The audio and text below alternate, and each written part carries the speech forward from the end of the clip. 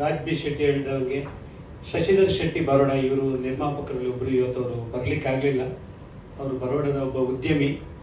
ಜೊತೆಗೆ ರಾಜ್ ಮತ್ತು ನಾನು ಸೇರಿ ಈ ಸಿನಿಮಾವನ್ನು ಮಾಡ್ತಾ ಇದ್ದೀವಿ.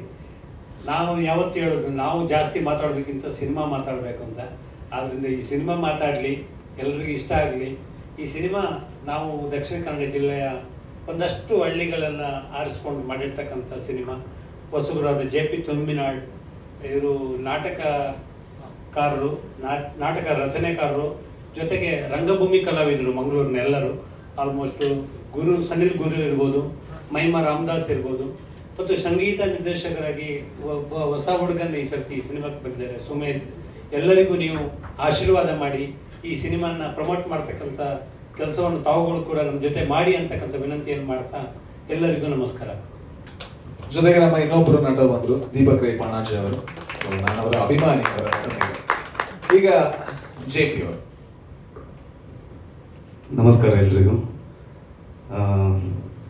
ನನ್ನ ಹೆಸರು JP ತುಮ್ಮಿನಾಡ್ ಅಂತ, ಈ ಚಿತ್ರದ ನಿರ್ದೇಶಕ. ಬಂದಿರುವಂಥ ಎಲ್ರಿಗೂ ಧನ್ಯವಾದಗಳು. ಈ ಹೊಸ ತಂಡಕ್ಕೆ ನಿಮ್ಮ ಆಶೀರ್ವಾದ, ಬೆಂಬಲ, ಸಹಕಾರ ತುಂಬ ದೊಡ್ಡ ಮಟ್ಟದಲ್ಲಿ ಬೇಕು. ಹಾಗೆ ನಮ್ಮನ್ನೆಲ್ಲರನ್ನು ನೀವು ಆರೈಸಬೇಕು ಅಂತ ಈ ಮೂಲಕ ಹೇಳ್ತಿದ್ದೀನಿ. Thank you. Thank you so much. Shanil Gautam. ನಮಸ್ಕಾರ, ನನ್ನ ಹೆಸರು ಶನಿಲ್ ಗೌತಮ್ ಅಂತೇಳಿ. ಅವ್ರು ಹೇಳಿದಾರೆ ಅದನ್ನೇ ಸೇಮನ್ನು ಹೇಳಿಕ್ಕೆ ಇರೋದು ನಾವು, ಯಾಕಂತೇಳಿ ಜಾಸ್ತಿ ಪ್ರಿಪೇರ್ ಆಗಲಿಲ್ಲ ಮಾತಾಡಲಿಕ್ಕೆ. ಸೊ ನಿಮ್ದೆಲ್ಲರದ್ದು ಸಪೋರ್ಟ್ ನಮ್ಮ ಟೀಮ್ಗೆ ಇರಲಿ. ಯಾಕಂತ ಹೇಳಿದ್ರೆ ಒಂದು ಹೊಸ ತಂಡ, ಒಂದು ಹೊಸ ಪ್ರಯತ್ನ ನಮ್ಮದು. ಇದಕ್ಕೆ ನಿಮ್ದೆಲ್ಲರ ಸಪೋರ್ಟು ಮತ್ತು ಆಶೀರ್ವಾದ ಎಲ್ಲವೂ ಇರಲಿ ಅಂತ ಹೇಳಿಕ್ಕೆ ಇಷ್ಟಪಡ್ತೀನಿ. Thank you so much.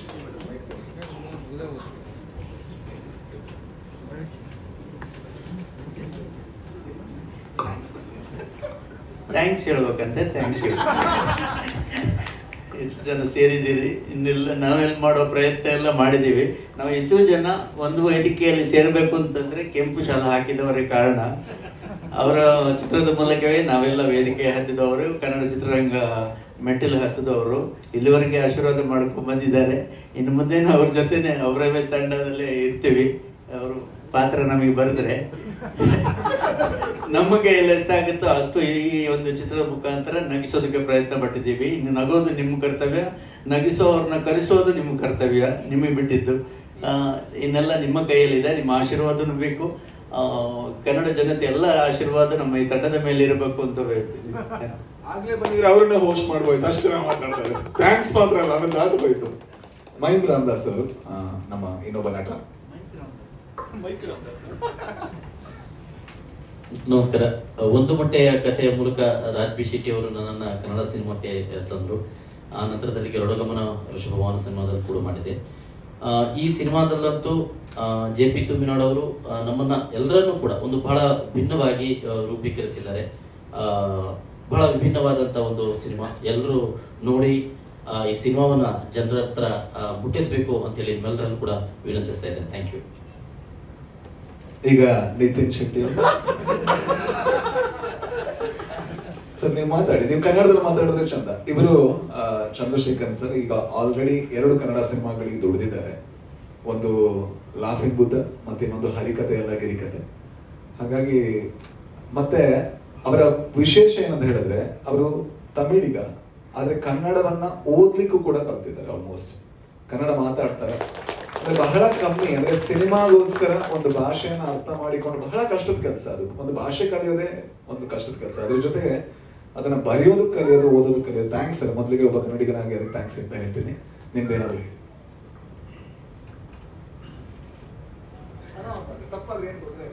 Okay, first ನಾನು ಥ್ಯಾಂಕ್ಸ್ ಹೇಳಬೇಕು. ಈ ಸಿನಿಮಾಗೆ ನನಗೆ ಒಂದು ಆಪರ್ಚುನಿಟಿ ಕೊಟ್ಟಿದ್ದಾರೆ ಪ್ರವೀಣ್ ಸರ್ಗೆ, ರಾಜ್ ಸರ್ಗೆ, ಲೈಟ್ ಆಫ್ ದ ಫಿಲ್ಮ್ಸ್ಗೆ, ರವಿರಾಯ್ ಸರ್ಗೆ ಎಲ್ರಿಗೂ ಥ್ಯಾಂಕ್ಸ್ ಹೇಳಬೇಕು. ಯಾಕಂದರೆ ಇಷ್ಟು ಒಂದು ಒಳ್ಳೆ ಪ್ರೊಡಕ್ಷನ್ ಹೌಸ್ ಇದೆಯಾ ಅಂತ ಒಂದು ಒಳಗೆ ಹೋದಾದ್ಮೇಲೆ ನನಗೆ ಒಂದು ಶಾಕ್ ಆಯಿತು. ಅಷ್ಟು ಹ್ಯಾಪಿಯ ಈ ಪ್ರೊಡಕ್ಷನ್ ಹೌಸಲ್ಲಿ ವರ್ಕ್ ಮಾಡಿದ್ವಿ. Thank you so much sir. Next ನಮ್ಮ ಡೈರೆಕ್ಟರ್ ಅವರು ಇಲ್ಲಿ ಏನೋ ಸೈಲೆಂಟ್ ಆಗಿದ್ದಾರೆ. ಆ್ಯಕ್ಚುಲಿ ಅವರು ಲಾಫ್ ಜನರೇಟರ್. ನೀವು ಏನಾದರೂ ಮಾತಾಡಿದ್ರೆ ಅದರಿಂದ ಒಂದು ಬೇರೆ ಏನೋ ಒಂದು ಕೌಂಟರ್ ಕೊಡ್ತಾರೆ. ನಾವು ನಗ್ತಾ ನಗ್ತಾ ಇರಬೇಕು, ಆ ಥರ ಒಂದು ಕ್ಯಾರೆಕ್ಟ್ರು. ಆ್ಯಕ್ಚುಲಿ ಅದು ಪ್ರಿಪೇರ್ ಆಗಿಲ್ಲ. ನೀವು ಪೋಸ್ಟರ್ ನೋಡಿರ್ತೀವಿ, ಟ್ರೈಲರ್ ನೋಡಿರ್ತೀವಿ. ಎಲ್ರ ಲೈಫಲ್ಲಿ ವಿಲೇಜ್ ಲೈಫನ್ನು ಒಂದು ಜ್ಞಾಪಕ ಬಂದರೆ ಒಂದು ಸಂತೋಷ ಬರುತ್ತೆ. ಯಾಕಂದರೆ ಅಲ್ಲಿರುವ ಕ್ಯಾರೆಕ್ಟ್ರ್, ಅಲ್ಲಿರುವ ಒಂದು ಇನ್ನೋಸೆನ್ಸ್, ಅದು ನಾವು ನೋಡಿದ್ರೆ ಒಂದು ಸಂತೋಷ ಬರುತ್ತಲ್ವ. ಆ ಥರ ಇನ್ನೋಸೆನ್ಸ್ ಕ್ಯಾರೆಕ್ಟರ್ ಇಟ್ಕೊಂಡು ಈ ಸ್ಟೋರಿ ಸೂಪರಾಗಿ ಮಾಡಿದರು JP ಅವರು. ಇಲ್ಲಿವರೆಗೆ ಎಲ್ಲರೂ ಹ್ಯಾಪಿ ಇದ್ದರು, ನೋಡಿದ್ರಲ್ಲ ಹ್ಯಾಪಿ ಆಯಿತು. ನೀವು ಒಂದು ನೋಡಿ ಸಪೋರ್ಟ್ ಮಾಡಿ. Thank you. ಎಲ್ಲರೂ ನಮ್ಮ ಟೀಮ್ ಅವರು ಎಲ್ರಿಗೂ ಥ್ಯಾಂಕ್ ಯು. ಎಲ್ರಿಗೂ ನಮಸ್ಕಾರ. ಇಲ್ಲಿ ಈ ಸಿನಿಮಾಗೋಸ್ಕರ ಸೇರಿರೋಕ್ಕೆ ಮೊದಲನೇದಾಗಿ ಧನ್ಯವಾದಗಳು. ನಾನು ಮುಂಚೆ ಇಂಡಿಪೆಂಡೆಂಟ್ ಮ್ಯೂಸಿಕ್ ಮಾಡಿಕೊಂಡು ಇದ್ದವನು. ಸೊ ನನ್ನ ವಿಷನ್ ಏನಿರ್ತಿತ್ತು ಅದಕ್ಕೆ ನಾನು ಸಂಗೀತ ಮಾಡ್ತಿದ್ದೆ. ಆದರೆ ಇದೊಂದು ಹೊಸ ಅನುಭವ ನನಗೆ. ಈ ಆಪರ್ಚುನಿಟಿ ಕೊಟ್ಟಿದ್ದಕ್ಕೆ ನೈಟರ್ ಬುದ್ಧ ಅವರಿಗೆ ತುಂಬ ಧನ್ಯವಾದಗಳು. ಈ ಸಿನಿಮಾದಲ್ಲಿ ತುಂಬ ಮ್ಯೂಸಿಕಲಿ ಎಕ್ಸ್ಪ್ಲೋರ್ ಮಾಡೋ ಸ್ಪೇಸ್ ಇತ್ತು. ಸೊ ಮಾಡುವಾಗ ನಮಗೆ ತುಂಬ ಮಜಾ ಬಂತು. ಸೊ ನಿಮಗೂ ಅದೇ ಮಜಾ ಸಿಗತ್ತೆ ಅಂತ ಆಶಿಸ್ತೀನಿ. ಎಲ್ಲರೂ ಬಂದು ನೋಡಿ. ಧನ್ಯವಾದ. ಎಲ್ಲರೂ ಬರಲ್ಲ, ಆಮೇಲೆ ಒಂದು ಸಿನಿಮಾದಲ್ಲಿ ಗೊತ್ತಾಗುತ್ತೆ. ಸುಲೋಚನಾ ಫ್ರಮ್ ಸೋಮೇಶ್ವರ ಅಂತ. ಆದ್ರೆ ಯಾರ ಹೆಸರು ಅದು ಹೇಗೆ ಬಂತು ಅನ್ನೋದನ್ನ ಸಿನಿಮಾದಲ್ಲೇ ನೋಡ್ಬೇಕು.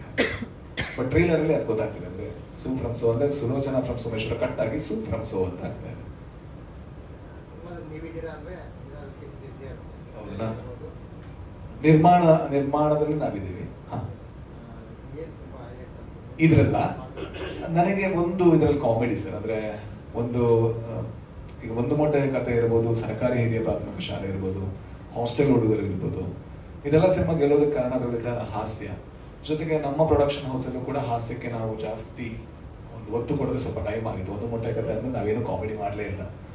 ಹಾಗಾಗಿ ಮತ್ತೊಂದು ಕಾಮಿಡಿ ಸಿನಿಮಾನ ಬರೀಬೇಕು ಅಂತ ಅನ್ಕೊಂಡಾಗ JPಗೆ ತುಂಬಾ ಸ್ಟ್ರೆಂತ್ ಇದೆ ಕಾಮಿಡಿ. ಯಾಕಂದ್ರೆ ಅವರು ಕನ್ನಡ ಸಿನಿಮಾಗೆ ಹೊಸಬರಾದರೂ ಕೂಡ ಅವರು ರಂಗಭೂಮಿಯಲ್ಲಿ ಹಲವಾರು ವರ್ಷಗಳಿಂದ ಅವರು ತುಳು ನಾಟಕಗಳನ್ನು ಬರೆದಿದ್ದಾರೆ. ಬೇರೆ ಬೇರೆ ರೀತಿಯಲ್ಲಿ ಅವರು ಒಬ್ಬ ಒಳ್ಳೆ ನಟ ಕೂಡ ಹೌದು. ಅವರು ನಮ್ಮ ಸಪ್ತಸಾಗರದ ಆಚೆಯಲ್ಲೂ ಅಲ್ಲಿ ಒಂದು ದೀಪಕ್ ಅನ್ನುವಂಥ ಪಾತ್ರವನ್ನು ಮಾಡಿದ್ದಾರೆ. ಜೊತೆಗೆ ನಂದೇ ಒಂದು ಸಿನಿಮಾ ಇತ್ತು. ನಮ್ಮ ಎಲ್ಲಾ ಸಿನಿಮಾಗಳು ಇದೆ, ನಂದೇ ಒಂದು ಸಿನಿಮಾ ಅಲ್ಲ ಸರಿ. ಒಂದು ಮೊಟ್ಟೆ ಕಥೆಯಿಂದ ಹಿಡಿದು ಇಲ್ಲಿ ತನಕ ಎಲ್ಲಾ ಸಿನಿಮಾದಲ್ಲೂ ಇದ್ದಾರೆ. ಆದರೆ ದೊಡ್ಡ ರೋಲ್ ಕೊಡ್ತಾ ಇರಲಿಲ್ಲ. ಅದಕ್ಕೆ ಇವತ್ತು ಅವರೇ ಬರ್ಕೊಂಡು ದೊಡ್ಡ ರೋಲ್ ಅವರೇ ಮಾಡಿದ್ದಾರೆ. ಸೊ ಮುಖ್ಯ ಕಾರಣ ಇದೊಂದು ತುಂಬಾ ಎಂಟರ್ಟೈನಿಂಗ್ ಅಂಡ್ ಎಂಗೇಜಿಂಗ್ ಕಾಮಿಡಿ. ಜೊತೆಗೆ ನಾನು ಈ ವೇದಿಕೆಯಲ್ಲಿರುವಂತಹ ಹೆಚ್ಚಿನ ನಟರ ದೊಡ್ಡ ಅಭಿಮಾನಿ. ನಾನು ಜೀವನದಲ್ಲಿ ಅನ್ಕೊಳ್ಳೋದು ನನಗೆ ಯಾವತ್ತೂ ಕೂಡ ದೀಪಕ್ ರೈ ಪಾಣಾಜಿ ತರ ಕಾಮಿಡಿ ಟೈಪ್ ನಂಗೆ ಮಾಡಕ್ ಸಾಧ್ಯನೇ ಇಲ್ಲ ಅಂತ ಅದನ್ನ ನಾನು ಎಲ್ಲಾ ಕಡೆ ಹೇಳ್ಕೊಂಡ್ ಬಂದಿದ್ದೆ. ಅಷ್ಟು ಒಳ್ಳೆ ಕಾಮಿಡಿ ನಟ. ಜೊತೆಗೆ ಅವರ ಸ್ಟ್ರೆಂತ್ ಇರ್ಬೋದು ಅದೆಲ್ಲ ಕೂಡ JP ಗೊತ್ತು. ಯಾಕಂದ್ರೆ JP ಅವರನ್ನ ರಂಗಭೂಮಿಯಲ್ಲಿ ನಿರ್ದೇಶಿಸಿದ್ದಾರೆ. ಜೊತೆಗೆ ಈ ಸಿನಿಮಾ ಕಂಪ್ಲೀಟ್ ಆದ್ಮೇಲೆ ನೋಡ್ಬೇಕಾದ್ರೆ ಮತ್ತೆ ಇನ್ನೊಬ್ಬ ನಟನನ್ನ ನಾನು ಹೇಳ್ತೀನಿ. ಅಂದ್ರೆ ಅವರ ತರ ಆ ರೋಲ್ ನನಗೆ ಸಿಕ್ಕರೆ ನಂಗೆ ಮಾಡಕ್ ಆಗ್ತಿರ್ಲಿಲ್ಲ ಅಂತ. ಅದು ಶನಿಲ್ ಗೌತಮ್ ಅವರು ತುಂಬಾ ಚೆನ್ನಾಗಿ ಮಾಡಿದ್ದಾರೆ. ಸೊ ಇಂಥ ಒಳ್ಳೆ ನಟರು ಎಲ್ಲ ಬಂದು ಇಂಥ ಒಳ್ಳೆ ಕಾಮಿಡಿ ಮಾಡಬೇಕು ಅಂದಾಗ ಅದು ನಮ್ಗೆ ಲಾಭ ಅಂತ ಅನಿಸ್ತು ನಮ್ಮ ಪ್ರೊಡಕ್ಷನ್ ಹೌಸ್ಗೆ. ಜೊತೆಗೆ JP ಈ ಸಿನಿಮಾ ಮಾಡೋದು ತುಂಬಾ ವರ್ಷ ಕಾದಿದ್ದಾರೆ. ನಾವು ಜೊತೆಗೆ ಬೆಳೆದಿದ್ದೀವಿ ಈ ಕತೆ ಜೊತೆಗೆ. ಹಾಗಾಗಿ ನಾವು ಸಿನಿಮಾ ಮಾಡಿದ್ವಿ ಸರ್.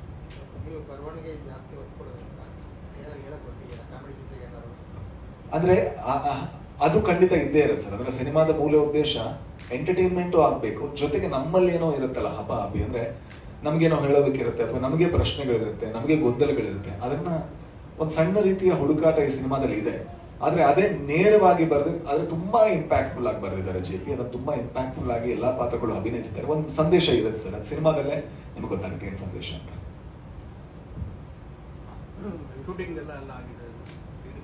ಮಾಡ್ಬೇಕಾ ನಾನೇ? ಶೂಟಿಂಗ್ ಒಂದು 45ರಿಂದ 50 ದಿವಸದ ಇದರಲ್ಲಿ ನಮ್ಮ ಮಂಗಳೂರಿನ ಸ್ವಲ್ಪ ಒಳಗೆ ಹೋದ್ವಿ. ಯಾಕಂದ್ರೆ ತುಂಬಾ ರೂರಲ್ ಆದ ಕಾರಣ ಬೆಳ್ತಂಗಡಿ ಸುತ್ತಮುತ್ತ ಕಕ್ಕೆಪದವು ಅನ್ನುವಂಥ ಜಾಗದಲ್ಲಿ ಇದನ್ನ ಹೆಚ್ಚಿನ ವೇಣೂರು ಸುತ್ತಮುತ್ತ ಹೆಚ್ಚಿನ ಇದನ್ನ ಶೂಟ್ ಮಾಡಿದ್ವಿ. ನೈಜ ಘಟನೆ ಅಲ್ಲ ಸರ್. ನೈಜ ಯಾವುದೇ ಕಾಲ್ಪನಿಕ, ಕಂಪ್ಲೀಟ್ಲಿ ಕಾಲ್ಪನಿಕ. ಆದ್ರೆ ಪಾತ್ರಗಳನ್ನ ನೀವೆಲ್ಲೋ ನೋಡಿದೀರಾ. ಇದರಲ್ಲೊಂದು ಭಾವ ಅಂತ ಪಾತ್ರ ಬರುತ್ತೆ. ಈ ತರದ ಭಾವನ ನಾವು ಪ್ರತಿ ಫಂಕ್ಷನ್ ಅಲ್ಲಿ ನೋಡಿದೀವಿ ಅಂತ ಅನ್ಸುತ್ತೆ. ಅದು ಹೇಳಿದ ತಕ್ಷಣ ಎಲ್ಲರೂ ನಗಾಡಿದ್ರು, ನಗು ಬಂತು. ಅಣ್ಣ ಸೊ ಪ್ರತಿಯೊಂದು ಊರಲ್ಲೂ ನೋಡಬಹುದಾದಂತ ಒಬ್ಬ ಭಾವ ಇದ್ದಾರೆ. ಅಂಡ್ ಜೊತೆಗೆ ಒಬ್ಬ ರವಿ ಅಣ್ಣ ಇದ್ದಾರೆ, ಬಹಳ ಧೈರ್ಯವಂತ ಆದ್ರೆ ಎಲ್ಲೋ ಒಂದು ಕಡೆ ಭಯ ಇರುವಂತ ರವಿ ಅಣ್ಣ ಇದ್ದಾರೆ. ಜೊತೆಗೆ ತುಂಬಾ ಆಸೆಯಿಂದ ಇನ್ನೇನೋ ಮಾಡ್ಬೇಕು ಅಂತ ಹೇಳಿ ಹಾಳು ಮಾಡ್ಕೊಳ್ಳುವಂತ ಅಶೋಕ ಅನ್ನುವಂತ ಪಾತ್ರ ಇದ್ದಾರೆ. ಜೊತೆಗೆ ಪ್ರತಿ ಹಳ್ಳಿಯಲ್ಲಿರುವಂತ ಒಬ್ರು ಭಾನು ಅಂತ ಒಂದು ಪಾತ್ರ ಇದ್ದಾರೆ. ಸೊ ತುಂಬಾ ಒಳ್ಳೆಯ ಸಿನಿಮಾ. ಆ ಸುತ್ತಮುತ್ತನೇ ಶೂಟ್ ಆಯ್ತು ಸರ್. ಸರ್ ತುಂಬಾ ಫುಲ್ ಸರ್, ಹೆಚ್ಚಿನವ್ರನ್ನ ಕರ್ಕೊಂಡ್ ಬಂದಿಲ್ಲ. ಆಮೇಲೆ ಒಂದು 30 ಜನ ಆರ್ಟಿಸ್ಟ್ ಇದ್ದಾರೆ ಸರ್. ಅಂದ್ರೆ ತುಂಬಾ ಆರ್ಟಿಸ್ಟ್ಗಳು ಸಿನಿಮಾದಲ್ಲಿ. ಹಳ್ಳಿ ಆದ ಕಾರಣದಿಂದ ಹಳ್ಳಿಯ ಎಲ್ಲಾ ಪಾತ್ರಗಳು ಒಂದೊಂದು ರೀತಿಯಲ್ಲಿ ತುಂಬಾ ಇಂಪಾರ್ಟೆಂಟ್ ಆಗುತ್ತೆ. ಹಾಗಾಗಿ ಒಂದು 30 ಜನ ಕಾಣಿಸುವಂತ ನೆನ್ಪಿಟ್ಕೊಳ್ಳುವಂತ ಆರ್ಟಿಸ್ಟ್ ಇದ್ದಾರೆ ಸಿನಿಮಾದಲ್ಲಿ. ಸಿನಿಮಾದಲ್ಲಿ ಒಂದು ಯಾವುದೇ ರೀತಿಯ ಆರಂಭ ಅಲ್ಲಿಂದ ಆಗುತ್ತೆ, ಅದರಿಂದಾಗಿ ಪೋಸ್ಟರ್ ಆರಂಭ ಕೂಡ ಅಲ್ಲೇ ಆಗ್ಲಿ ಅಂತ ಇದು ಮಾಡಿದ್ದು.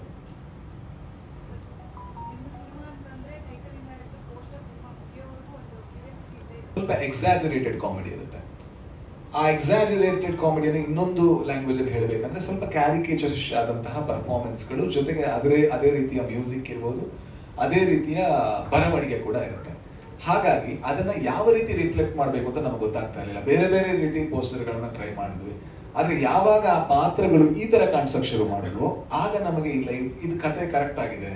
ಅದು ಜಿಬ್ಲಿ ಅನ್ನೋದಕ್ಕಿಂತ ಇದನ್ನ ತುಂಬಾ ಚೆನ್ನಾಗಿ ಪೋಸ್ಟರ್ ಮಾಡುವಂತಹ ಆನಿಮೇಷನ್ಗಳಲ್ಲಿ ಕೆಲಸ ಮಾಡಿದಂತ ಒಂದು ತಂಡವೇ ಮಾಡಿದ್ದು. ನಾನು ಹೇಳಿದೆ ಜಿಬ್ಲಿಗೆ ಹತ್ರ ಆಗ್ಬಾರ್ದು, ಯಾಕಂದ್ರೆ ಜಿಬ್ಲಿ ಮಾಡಿದ ತಕ್ಷಣ ಅದು ಒಬ್ಬ ದೊಡ್ಡ ಆರ್ಟಿಸ್ಟ್ಗೆ ಮಾಡೋ ಮೋಸ ಆಗುತ್ತೆ. ಹಾಗಾಗಿ ಅವರೇ ಇರುವಂತ ಇದನ್ನ ಅವರೇ ಒಂದು ಇಮೇಜ್ ಕ್ರಿಯೇಟ್ ಮಾಡಿ ಪ್ರತಿಯೊಂದನ್ನು ಕೂಡ ಜಸ್ಟ್ ಒಂದು ಕಾಪಿ ಮಾಡಿ ಇದು ಮಾಡಿರ್ತಾರಲ್ಲ. ಯಾಕಂದ್ರೆ ಈ ಒಂದು ಸೀನೇ ಇಲ್ಲ ಫಿಲ್ಮ್ ಅಲ್ಲಿ, ಎಕ್ಸಾಕ್ಟ್ ಫ್ರೇಮ್ ಇಲ್ಲ, ಪ್ರತಿಯೊಂದನ್ನು ಕ್ರಿಯೇಟ್ ಮಾಡಿದ್ದು. ಒಂದು ಫೋಟೋ ತಗೊಂಡು ಅದನ್ನ ಅವರು ಪೇಂಟ್ ಮಾಡಿ ಡಿಜಿಟಲ್ ಆರ್ಟ್ ಮಾಡಿ ಅದನ್ನ ಫಿಲ್ಮ್ ಮಾಡಿ, ಸೊ ಆ ತರ ಮಾಡಿದ್ದು. ಬಟ್ ಅದು ಕಾರಣ ಅದು ಅಂದ್ರೆ ಒಂದು ಕಾಮಿಡಿಯನ್ನ ಚೆನ್ನಾಗಿ ರೆಪ್ರೆಸೆಂಟ್ ಮಾಡಬೇಕು, ಯಾವ ರೀತಿ ಮಾಡೋದು, ಇಲ್ಲಾಂದ್ರೆ ಬರೀ ಮುಖ ಆಗುತ್ತೆ, ಅದು ಅಷ್ಟು ಚೆನ್ನಾಗಿರಲ್ಲ ಅಂತ ಹೇಳಿ ಥಿಂಕ್ ಮಾಡಿ ಇಲ್ಲಿಗೆ ಬಂದ್ವಿ ನಾವು. 6-7 ವರ್ಷಕ್ಕಿಂತ ಮುಂಚೆ ನಾನೊಂದು ಸರ್ ನನಗೆ ಒಂದು ಅವಕಾಶ ಕೊಟ್ಟಿದ್ರು, ಸಿನಿಮಾ ಮಾಡಿ ಏನಾದರೂ ಸ್ವಲ್ಪ ಏನಾದರೂ ಕತೆ ಇದ್ರೆ ಮಾಡ್ಕೊಳ್ಳಿ ಅಂತ. ಆ ಟೈಮಲ್ಲಿ ನಾನು ಒಂದು ಕತೆ ಅವರ ಹತ್ರ ಹೇಳಿದ್ದೆ, ಈ ಥರ ಒಂದು ನಮ್ಮೂರಲ್ಲಿ ನೋಡಿರೋಂಥ ತುಂಬ ಪಾತ್ರಗಳಿವೆ, ಹಾಗೆ ಒಂದು ಈ ಥರ ಒಂದು ಲೈನ್ ಇದೆ ಅಂತ. ಆಗ ಅವ್ರು ಹೇಳಿದರು ಓಕೆ ಇದನ್ನು ಮುಂದುವರಿಸೋಣ ಅಂತ. ಆ ಟೈಮಲ್ಲಿ ಅವರು ಹೇಳಿದ್ರಿಂದ ನಾನು ಕಥೆಯನ್ನು ಬರೆಯಬಹುದು. ಇಲ್ಲದ್ರಿಂದ ಮುಂಚೆ ತುಂಬ ಕಥೆಗಳಿತ್ತು. ಅದು ತುಂಬ ಸಲ ನಾವು ಹೀಗೆ ಮಾತಾಡಬೇಕಾದ್ರೆ ಯಾವುದಾದ್ರೂ ಹೊಸತ್ತು ಏನಾದರೂ ಒಂದು ಘಟನೆ ಬಗ್ಗೆ ಮಾತಾಡ್ತಾ ಇರ್ತೀವಿ, ಆಗ ಉಟ್ಕೊಂಡಂಥ ಒಂದು ಕಥೆ ಇದು. ಹೌದು ಸರ್, ತುಮಿನಾಡಲ್ಲಿ ತುಂಬ ಜನ ನಾವು ನೋಡೋ ದೃಷ್ಟಿಯಲ್ಲಿ ಕಾಮಿಡಿಯಾಗಿ ಕಾಣ್ತಾರೆ. ಹಾಗೆ ಅವರಿಗೆ ಮಾಡುವಂಥ ಪಾತ್ರ ಬರಿಬೇಕಲ್ಲ ಸರ್, ತುಂಬ ಪಾತ್ರಗಳಿವೆ. ಮುಂದಿನ ದಿನಗಳಲ್ಲಿ ಬರಿತೀನಿ ಅವರಿಗೆ ಅಂತಾನೆ ಬರಿಬಹುದು. ಸಿನಿಮಾ ಬರೀತೇನೆ.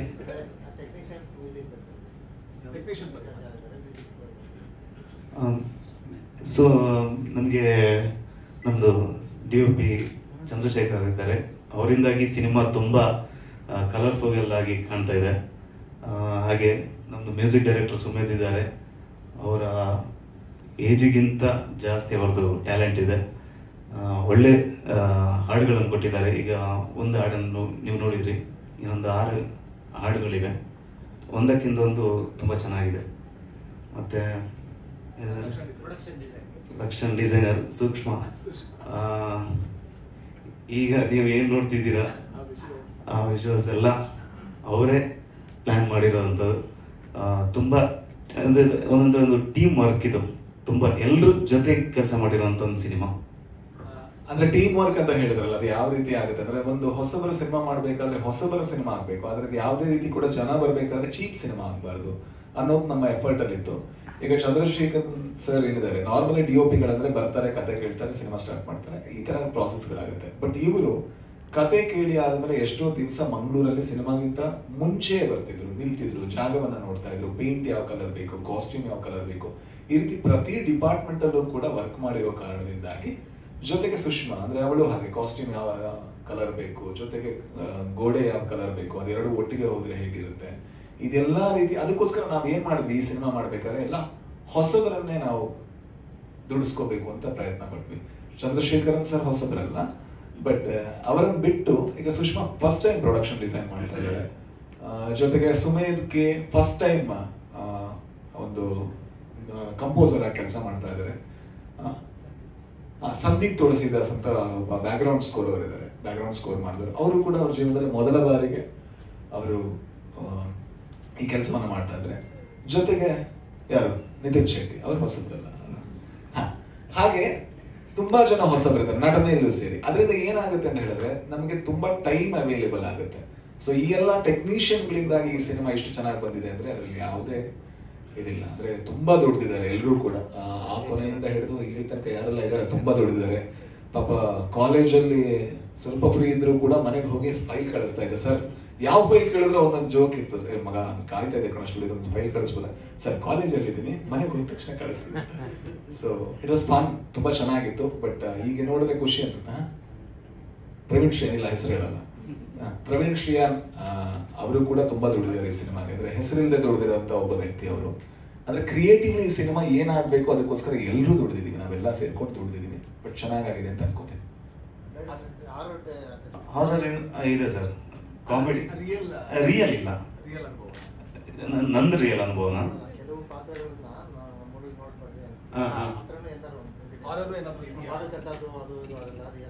ಇಲ್ಲ ಇಲ್ಲ ರಿಯಲ್ ಆಗಿ ಏನು ನೋಡಿಲ್ಲ. ಹಾಗೆ ಕಾಮಿಡಿ ಹಾರರ್ ಅದು ಮೊದ್ಲಿತ್ತು. ಅದ್ರ ಗ್ಯಾಪ್ ಅಲ್ಲಿ ಈ ಸಿನಿಮಾ ಎಲ್ಲ ಬಂತು. ಮೊದಲು ನಾನು ಡೈರೆಕ್ಷನ್ ಮಾಡ್ಬೇಕು ಅಂತಾನೆ ಬಂದಿರೋದು. ನೀವು ರಂಗಭೂಮಿಯಲ್ಲಿ ಕೆಲಸ ಮಾಡೋದು, ಹೌದು. ಹಾಗೆ ಸಿನಿಮಾಗೆ ಅಡಾಪ್ಟ್ ಮಾಡಬೇಕಾದ್ರೆ ಏನಾದ್ರು ಚಾಲೆಂಜಸ್ ಏನು ಫೇಸ್ ಮಾಡಿದ್ದೀರಿ ಡೈರೆಕ್ಷನ್ ಸಂಬಂಧಪಟ್ಟ? ಹೌದು ಸರ್, ನಾನು ಅಂದ್ರೆ ಸಿನಿಮಾ ಮಾಡ್ಬೇಕಂತ ತುಂಬಾ ಕೆಲವು ವರ್ಷದಿಂದ ಆಸೆ ಇತ್ತು. ಆದ್ರೆ ಒಂದು ಮೊಟ್ಟೆ ಕಥೆಯ ನಂತರ ನಾನು ರಾಜ್ ಸರ್ ಮೀಟ್ ಆದಲ್ಲ, ಅದ್ರ ನಂತರ ನಂಗೆ ಗೊತ್ತಾಯ್ತು ಸಿನಿಮಾ ಅಂದ್ರೇನೆ ಬೇರೆ ಅಂತ. ಅಲ್ಲಿ ತನಕ ಏನೋ ಎಲ್ಲ ನಂದು ಆಲೋಚನೆಗಳಿದ್ವು ಸಿನಿಮಾದ ಬಗ್ಗೆ, ಅದೆಲ್ಲ ಚೇಂಜ್ ಆಯಿತು. ಅದ ನಂತರ ನಾನು ಸಿನಿಮಾ ಮಾಡಬೇಕು, ಮಾಡಿದ್ರೆ ನಮ್ಮ ತಂಡದ ಜೊತೆನೆ ಮಾಡ್ಬೇಕು ಅನ್ನೋ ಆಸೆ ಹುಟ್ಟಿತು. ಕ್ಲಾಸಿಕ್ ಕಥೆಗಳು ಹಳೇದಾಗಲ್ಲ, ಅದು ಬೇಸಿಕ್ ಆಫ್ ಸಿನಿಮಾ. ಈಗ ಗರುಡಗಮನ ಋಷಭವಾಹನ ಯಾರು ಕೂಡ ಹಳೆ ಸಿನಿಮಾ ಅಂತ ಹೇಳಲ್ಲ, ಅಥವಾ ಮಯೂರವನ್ನ ಯಾವತ್ತೂ ನಾವು ಹಳೆ ಸಿನಿಮಾ ಅಂತ, ಹಳೆ ಕಾಲದ ಕಥೆ ಇರ್ಬೋದು, ಬಟ್ ಹಳೇದಾಗಲ್ಲ. ನಾವು ಯಾವತ್ತು ಬರವಣಿಗೆ ಬರೀಬೇಕಾದ್ರೆ ನಾವು ನಮಗೆ ಯಾವುದು ಎಂಟರ್ಟೈನ್ ಆಗುತ್ತೋ ಆ ಉದ್ದೇಶದಿಂದ ಬರೀಬೇಕು, ಬಿಟ್ರೆ ಟ್ರೆಂಡ್ ನೋಡಿ ಅಲ್ಲ.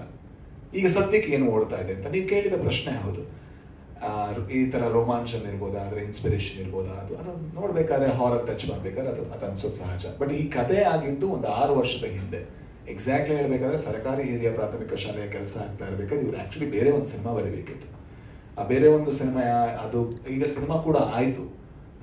ಆ ಸಿನಿಮಾನ ಬರೀರಿ ಅಂತ ನಾನೇ ಹೇಳಿದ್ದು. ಜೋಗಿಯವರ ಒಂದು ಪುಸ್ತಕ ಇತ್ತು, ಎಲ್ಲರೂ ಮಾಡುವುದು ಹೊಟ್ಟೆಗಾಗಿ. ನಂಗೆ ಬಹಳ ಇಷ್ಟ ಆಗಿತ್ತು. ಒಂದು ಮೊಟ್ಟೆ ಕತೆ ಮುಗ್ದಿತ್ತಷ್ಟೇ.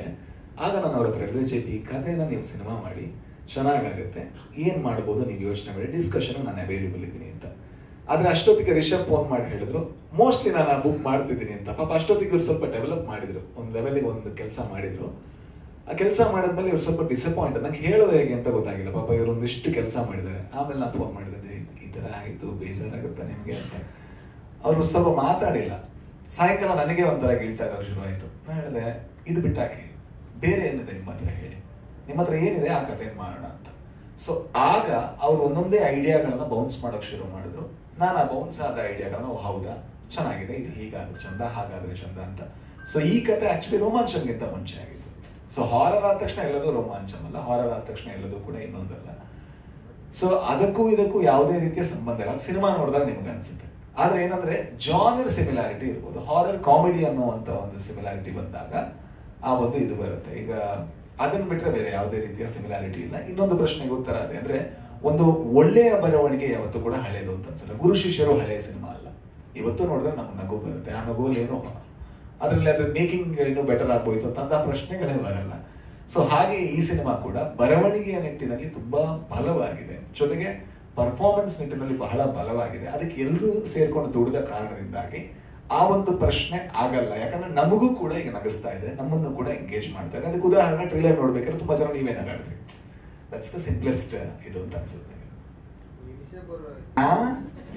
ಚೆನ್ನಾಗಿದ್ದೀರಾ? ಇಲ್ಲ, ಅದು ಅವ್ರು ಆಮೇಲೆ ಅವ್ರು ಡ್ರಾಪ್ ಮಾಡಿ ಚೇಂಜ್ ಮಾಡ್ಕೊಂಡ್ರು ಅದನ್ನ. ಅದು ಆಕ್ಚುಲಿ ಬಂದಿತ್ತು ಲಾಫಿಂಗ್ ಬುದ್ಧ ಅನ್ನುವಂಥ ಸಿನಿಮಾಗೆ ಬದಲಾಯಿತು. ಆಮೇಲೆ ಫಸ್ಟ್ ಅಲ್ಲಿದ್ರು, ಆಮೇಲೆ ಅವ್ರು ಮಾಡ್ತೀನಿ ಅಂದ್ರು, ಆಮೇಲೆ ಅವ್ರು ಮಾಡಲಿಲ್ಲ, ಆಮೇಲೆ ಅವ್ರು ಬೇರೆ ಮಾಡಿದ್ರು. ಅಷ್ಟೊತ್ತಿಗೆ ನಾವು ಈ ಕಡೆ ಬಂದಿದ್ವಿ.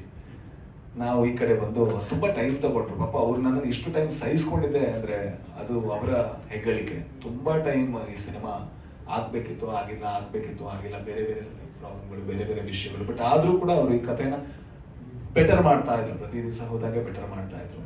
ಬಟ್ ಅದು ಅಷ್ಟು ಹೆಗ್ಗಳಿಕೆ ಅವ್ರಿಗೆ ಹೋಗ್ಬೇಕು ಅಂತ ಅನ್ಸುತ್ತೆ ನನಗೆ. ಅಂದ್ರೆ ನಾವು ಅದನ್ನೆಲ್ಲ ಹೇಗೆ ಯೋಚನೆ ಮಾಡ್ತೀವಿ ಅಂದ್ರೆ ಈ ಮೊಮೆಂಟ್ ಅಲ್ಲಿ ಕೂತ್ಕೊಂಡು ನಾವು ಅಲ್ಲಿ ತಪ್ಪು ಮಾಡಿದ್ನ ಅಂತ ಅನ್ಸುತ್ತೆ. ಬಟ್ ಆ ತಪ್ಪು ಮಾಡಿದ್ರಿಂದ ನಾ ಬುದ್ಧಿ ಕಲ್ತ್ನ ಅಂತಾನು ಅನ್ಕೋಬಹುದು, ಅದರಿಂದ ನನ್ನ ಯೋಚನೆಗಳು ಬದಲಾತ್ವಾ ಅಂತಾನು ಅನ್ಕೋಬಹುದು. ಅದೇ ಏನಾದ್ರು ನಾ ಕಾಮಿಡಿಯ ಮಾಡ್ತಿದ್ರೆ ನೀವು ಹೇಳ್ತಿದ್ರಿ ಎಲ್ಲ ಕಾಮಿಡಿ ಮಾಡಿದ್ರಿಂದ ನೀವು ಎಡವಿದ್ರಾ ಅಂತ. ಹಾಗಾಗಿ ಇಲ್ಲಾಂದ್ರೆ ಒಂದು ಗರುಡ ಗಮನ ಬರ್ತಾನೆ ಇರಲಿಲ್ಲ, ಒಂದು ಸ್ವಾತಿ ಮುತ್ತಿನ ಮಳೆ ಹನಿ ಬರ್ತಾನೆ ಇರಲಿಲ್ಲ. I am very proud about Roopantara, I am very proud about Swathi Muthina Male Hani, I am very proud about Garuda Gamana Rishabha Vahana. To be we couldn't deliver the same film that we wanted. ಅದೊಂದು ಬಿಟ್ರೆ ಬೇರೆ ಯಾವ ಸಿನಿಮಾಗಳನ್ನು ನೀವು ಪಾಯಿಂಟ್ ಮಾಡಿ ನೀವು ಎಡವಿದ್ರಿ ಅಂತ ಹೇಳುವಾಗಿಲ್ಲ. ಹಾಗಾಗಿ ಐ ಥಿಂಕ್ ಒಂದು ಸಿನಿಮಾ ಎಡವಬೇಕಾದ್ರೆ ನೀವು ನಮ್ಗೆ ಕ್ಷಮೆನೂ ಕೊಡಬೇಕು ಅಂತ ನಾನು ಅನ್ಕೋತೀನಿ. ಇಲ್ಲ ಸರ್, ನಾವಂದ್ರೆ ಯಾವತ್ತೂ ಕೂಡ ಒಂದು ಜಾನರನ್ನ ನಾವು ಅದು ಅದು ಅದು ಹಾಗಲ್ಲ ಅಂತ ಅನ್ಸುತ್ತೆ. ಅಂದ್ರೆ ಒಂದು ಸಿನಿಮಾ ಗೆದ್ದ ತಕ್ಷಣ ನೆಕ್ಸ್ಟ್ ಮತ್ತೆ ಕಾಮಿಡಿ ಅನೌನ್ಸ್ ಮಾಡೋದು ಅದು ನನಗೆ ವರ್ಕ್ ಆಗಲ್ಲ. ಅದು ನಮಗೆ ಖುಷಿ ಕೊಡಲ್ಲ. ದುಡ್ಡಿನಿಂದ ಹೋದಾಗುತ್ತೆ, ಯಾವ್ದು ವರ್ಕ್ ಆಗುತ್ತೆ ಆ ಥರ. ಅದಕ್ಕಿಂತ ನಾವು ಬಂದಿದ್ದೇ ಸರ್ ನಿಜವಾಗಿ ಅನ್ಕೋಬೇಕಾದ್ರೆ ನಾವೆಲ್ಲ ಕೂಡ ಹೆಚ್ಚಿನವರು ಇಲ್ಲಿ ಭಾಗ್ಯವಂತರು ಅಂತ ನಾವು ನಮ್ಮನ್ನು ಅನ್ಕೋತೀವಿ, ಕನ್ಸಿಡರ್ ಮಾಡ್ತೀವಿ. ಯಾಕಂದ್ರೆ ನಾವು ಬಂದಂತಹ ಊರಿಂದ, ನಾವು ಬಂದಂತಹ ಜಾಗದಿಂದ, ನಾವು ಬಂದಂತಹ ಫಿನಾನ್ಷಿಯಲ್ ಸೆಟಪ್ ಇಂದ ನಾವು ಸಿನಿಮಾ ಮಾಡ್ತಿರೋದೇ ದೊಡ್ಡತನ. ಅದರಿಂದ ನಮ್ಗೆ ದುಡ್ಡು ಸಿಗ್ತಾ ಇರೋದೇನಂದ್ರೆ ನಮ್ಮ ಭಾಗ್ಯ. ಅದರಿಂದಾಗಿ ನಾವು ಒಂದು ಸಕ್ಸಸ್ ಆದ್ರೆ ಮತ್ತೆ ಅದ್ರ ಹಿಂದೆ ಮತ್ತೊಂದು ಅದೇ ರೀತಿ ಮಾಡುವಂತ ಪರಿಪಾಠ ಇದ್ರೆ ಗರುಡ ಗಮನ ನಾವು ಮತ್ತೆ ಗ್ಯಾಂಗ್ಸ್ಟರ್ ಸಿನಿಮಾನೇ ಮಾಡಬೇಕಿತ್ತು, ಸ್ವಾತಿ ಮುತ್ತಿನ ಮಳೆನೇ ಅಗತ್ಯನೇ ಇರಲಿಲ್ಲ. ಅದು ನಮ್ಮ ಇಂಟೆನ್ಷನ್ ಅಲ್ಲ. ಹೊಸತನದ ಹುಡುಕಾಟ ಯಾವಾಗ್ಲೂ ಇರುತ್ತೆ. ಇದು ಹೊಸ, ಇದು ಒಂದು ಮೊಟ್ಟೆಯ ಕತೆ ಅಲ್ಲ, ಇದು ಹೊಸ. ಸುಲೋಚನಾ ಅನ್ನೋದಕ್ಕೆ ಒಂದು ಬಿಂದಿ ಬರುತ್ತೆ, ಸೋಮೇಶ್ವರ ಅನ್ನೋ ಜಾಗಕ್ಕೆ ಒಂದು ಲೊಕೇಶನ್ ಬರುತ್ತೆ. ಅದರಲ್ಲೇ ಅದನ್ನ ಪೋಸ್ಟರ್ ಅವರು ಹೇಳೋದಕ್ಕೆ ಪ್ರಯತ್ನ ಪಟ್ಟಿದ್ದಾರೆ. ಒಂದು ಬಿಂದಿ ಜೊತೆಗೆ ಒಂದು ಲೊಕೇಶನ್. ಕರೆಕ್ಟ್ ಅಣ್ಣ?